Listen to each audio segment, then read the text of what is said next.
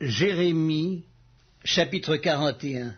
Au 7e mois, Ismaël, fils de Néthania, fils d'Élikama, de la race royale, vint avec des grands du roi et 10 hommes auprès de Guédalia, fils d'Akikam, à Mitzpa. Là, ils mangèrent ensemble à Mitzpa.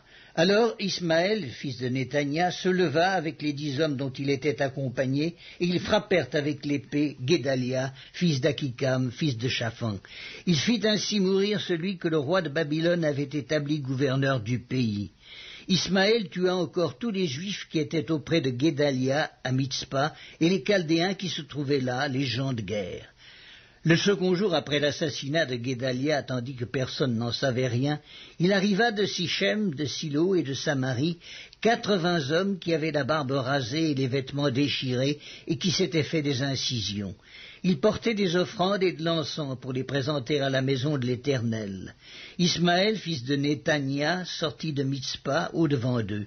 Il marchait en pleurant. Lorsqu'il les rencontra, il leur dit « Venez vers Guédalia, fils d'Akikam ». Et quand ils furent au milieu de la ville, Ismaël, fils de Néthania, les égorgea et les jeta dans la citerne avec l'aide des gens qui l'accompagnaient. Mais il se trouva parmi eux 10 hommes qui dirent à Ismaël, « Ne nous fais pas mourir, car nous avons des provisions cachées dans les champs, du froment, de l'orge, de l'huile et du miel. » Alors il les épargna et ne les fit pas mourir avec leurs frères. La citerne dans laquelle Ismaël jeta tous les cadavres des hommes qu'il tua près de Guédalia est celle qu'avait construite le roi Asa lorsqu'il craignait Baeska, roi d'Israël.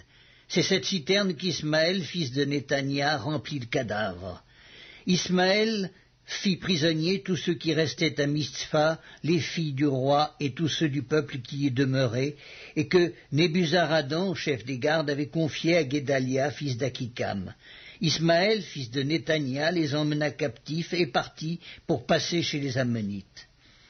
Yochanan, fils de Karéak, et tous les chefs des troupes qui étaient avec lui, furent informés de tout le mal qu'avait fait Ismaël, fils de Néthania. Ils prirent tous les hommes et se mirent en marche pour attaquer Ismaël, fils de Néthania. Ils le trouvèrent près des grandes eaux de Gabaon. Quand tout le peuple qui était avec Ismaël vit Yochanan, fils de Karéak, et tous les chefs des troupes avec lui, il en eut de la joie. Et tout le peuple qu'Ismaël avait emmené de Mitzpa se retourna et vint se joindre à Yochanan, fils de Karéak. Mais Ismaël, fils de Nathania, se sauva avec 8 hommes devant Yochanan et alla chez les Ammonites. Yochanan, fils de Karéak, et tous les chefs des troupes qui étaient avec lui prirent tout le reste du peuple et le délivrèrent des mains d'Ismaël, fils de Néthania, lorsqu'il l'emmenait de Mitzpa après avoir tué Guédalia, fils d'Akikam. Hommes de guerre, femmes, enfants, eunuques, Yochanan les ramena depuis Gabaon.